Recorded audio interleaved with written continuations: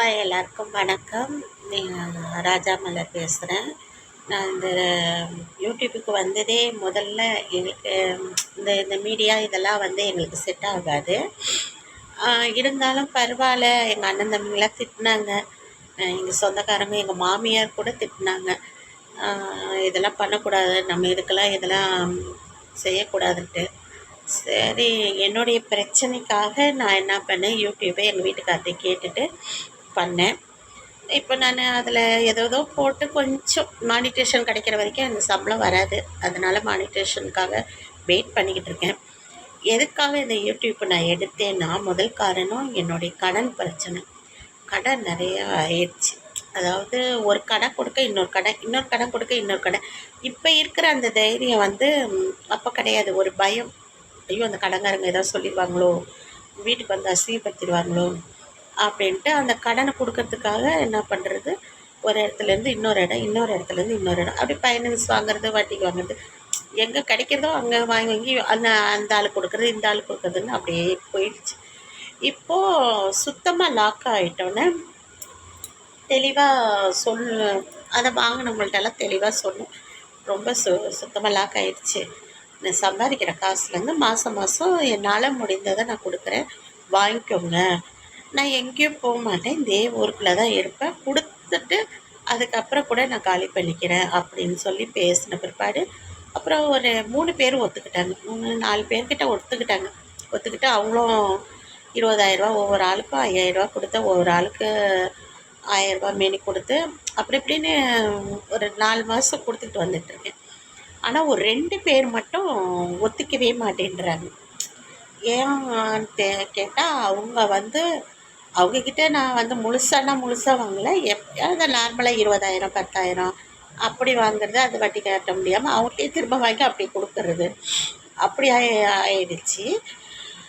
இப்போ அவங்க எனக்கு முழுசாக வேணும் அப்படின்னாங்க. நான் என்னால் முழுசாக முடியாது, ஏன்னா நான் நிறைய கொடுத்துக்கிட்டு இருக்கிறேன், அதனால் முழுசாக முடியும். நீங்களும் 5,000 வாங்கிக்கோங்க.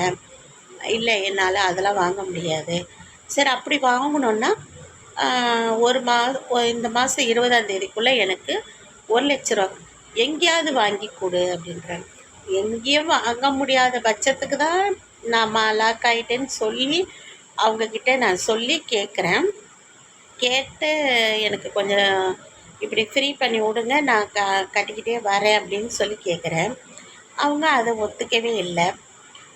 இது 1,00,000 நீ கொடுத்துட்டு அதுக்கப்புறம் 5,000 கொடுன்னாங்க. சரி, என்னால் என்ன செய்கிறதெல்லாம் அம்மாட்ட போய் கேட்டு பார்த்தேன். அம்மாவுடைய பென்ஷனில் வந்து லோன் போடலான்னு பார்த்தா அம்மாவுக்கு ஏஜ் இதாகிடுச்சு, அதனால் அவங்களுக்கு போட முடியாதுட்டாங்க. மறுபடியும் எங்கே போய் கடன் வாங்க முடியும், யார் தருவா அப்படின்ட்டு சொல்லி பார்த்தா அவங்க ஒரு வக்கீல் வச்சுருக்குறாங்க. அவங்க கவர்மெண்ட்டில் வேலை செய்கிறாங்க, கவர்மெண்ட் பால்வாடியில் வேலை செய்கிறாங்க. அவங்களுக்கு நிறைய இன்கமிங் சீட்டு பிடிக்கிறாங்க, வட்டி போடுறாங்க, பண்டு பிடிக்கிறாங்க, அப்படி எல்லாமே பண்ணுறாங்க. அது பண்ணாலும் எங்களை மாதிரி ஆளுங்க கொடுத்துட்டு ரொம்ப ஓவராக பேச்செல்லாம் பேசுகிறது. இதில் வக்கீல் வேறு அவங்க வச்சுக்கிறது மிரட்டுறதுக்கு. அவங்க வக்கீலும் அதே தான் சொல்கிறேன், எங்கேயாவது வாங்கி கொடுங்க அப்படின்றாரு. ஆனால் என்ன சொல்கிறதுன்னு தெரியல எனக்கு, எங்கே போய் வாங்கி கொடுக்க முடியும்? மறுபடியும் என்னை லாக் ஆயிரு அப்படின்ற மாதிரி அவங்க பேசுகிறாங்க. சரி, ஸ்டேஷனுக்கு போய் எழுதி கொடுக்கலான்னா எனக்கெல்லாம் வக்கீல் கிடையாது, நம்ம வக்கீல் வைக்கிற அளவுக்குள்ள நம்மக்கிட்ட பணம் இல்லை. ஸ்டேஷன் போனாலும் அவங்க என்ன பண்ணுவாங்க, அவங்களுக்கு தான் சப்போர்ட்டாக பேசுவாங்க. அதை எப்படி சொல்கிறது, அவங்களுக்கு ஏதாவது சப்போர்ட்டாக ஆகும்னு நினைக்கிறேன். இருந்தாலும் நான் இப்போ 19ஆம் தேதி ஸ்டேஷன் போகலான்னு முடிவு பண்ணியிருக்கேன். அவங்க என்ன சொல்கிறாங்கன்றதை நான் உங்களுக்கு வீடியோவாக போடுறேன். இந்த மாதிரி டார்ச்சர் பண்ணால் கடன் வாங்கினவங்க எதுக்காக சாகுறாங்கன்னு எனக்கு இப்போ தான் தெரியுது. உண்மையிலே நம்ம மன தைரியத்தோடு இருந்து கடனை கொடுப்போம், அடைச்சிருவோம் அப்படின்னு சொல்லி நம்ம மன தைரியத்தை உண்டாக்கி ஒரு வேலைக்கு 2 வேலை 3 எந்தாவது ஒரு வேலையை செய்வோம். என்ன சொல்கிறது, தப்பான வழியில் போகாமல் நம்ம உழைச்சி ஏதோ 1க்கு 2 வேலையாக செய்வோம். நான் இப்போ அப்படி தான் பண்ணுறேன். இது இப்போ யூடியூப் பண்ணுறேன். இதில் சப்போஸ் எனக்கு இன்கமிங் வரலாம். உங்களை மாதிரி ஆளுங்க வந்து எனக்கு இப்போது மானிட்டேஷன் கிடச்சிருச்சுன்னா லைக் பண்ணி சப்போர்ட் பண்ணி எனக்கு மானிட்டேஷன் கிடச்சா நான் வந்து இப்போ அதுலேயும் கொஞ்சம் பணம் சம்பாதிப்பேன். வேலைக்கு போகிறேன், பெருக்கிற வேலை கார்ப்பரேஷனில். இது கான்ட்ராக்டுக்கு போகிறேன். அது வெயிலில் சொல்ல தேவையே இல்லை, அந்த மாதிரி வேலை. அடுத்து அது இது பண்ணால் அடுத்து எங்கள் கம்பெனி கோனான் கம்பெனி பாலிமர் கம்பெனியில் அங்கேயும் நான் ஒரு ஷிஃப்ட் வேலைக்கு போகிறேன். எல்லாம் சேர்த்து எல்லாருக்கும் ஒரு அளவுக்கு கொடுத்துக்கிட்டு வரேன். ஆனால் இவங்க ஏற்றுக்க மாட்டேன்றாங்க. அப்போ மன தைரியம் என்ன ஆகுது, உடையுது. இப்படி பண்ணுறாங்களே நம்மளை அப்படின்னு ஒரு மன தைரியத்தை நம்மளே இழக்க வேண்டிய நிலைமையில வந்துடும். எங்கள் வீட்டுக்காரர் கொடுக்கறது ஆட்டோ தான், சொந்த ஆட்டோ கூட கிடையாது, வாடகை ஆட்டோ தான். அதை வந்து நாங்கள் வாடகை கொடுக்கறதுக்கும் சாப்பாட்டுக்கும் ஓட்டிக்கிறோம். மற்றபடி என்னுடைய இதில் வந்து அவர் கொடுக்கறதும் ஒரு 1000 அப்படி ஒரு ஒரு வாரத்தில் ஆளுங்களுக்கும் கொடுப்போம். என்னுடைய இது மாதத்தில் வர ஆளுங்களுக்கு அடைக்கிறது. இப்படி நாங்கள் முடிச்சுக்கிட்டு வரந்தாலும் இந்த 2 பேர் மட்டும் விட மாட்டுறாங்க. என்ன பண்ணுறதுன்னு தெரியல. ஒரு டைமில் மன தைரியம் உடஞ்சி போய் என்ன பண்ணுறேன் நான், இதுங்களுக்காக நம்ம ஏன் சம்பாதிக்கணும் அப்படின்னு தோணி என்ன ஆயிடுது, எதா மாத்திரையை போட்டுக்கலாமா, இல்லை எதா பண்ணிக்கலாம் அப்படி போகுது.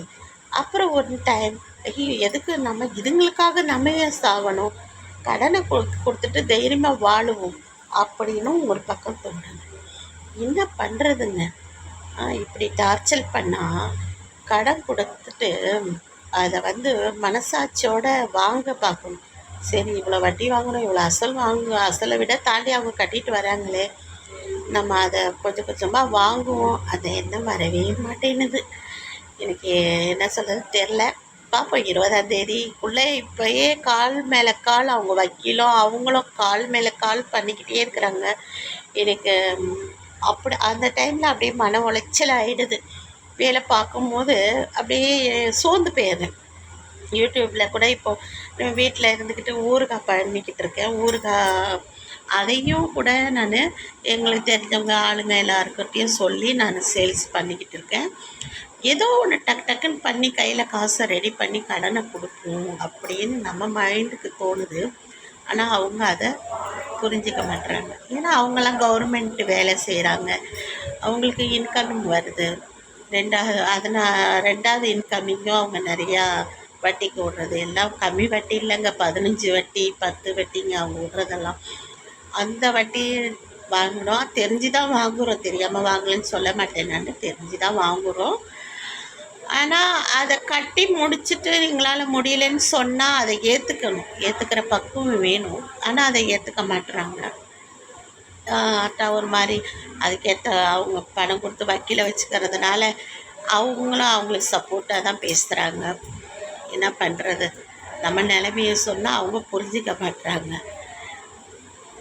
பார்ப்போம், இதுக்கு நீங்கள் என்ன சொல்கிறீங்கன்னு யூடியூப்பில் இதை பார்த்தீங்கன்னா, இந்த வீடியோ பார்த்தீங்கன்னா எனக்கு ஆறுதலாக யாராவது வக்கீல் இருந்தால் சொல்லுங்கள். நான் யாரையும் ஏமாற்ற விரும்பலை. என்னை பொறுத்தவரை கடனை கொடுக்கணுன்னு தான் நான் நினைக்கிறேன். எனக்கு கடனை கொடுத்துட்டு வெளியே வரணும், அதுக்கு ஒரு வாய்ப்பு கொடுக்கணும்.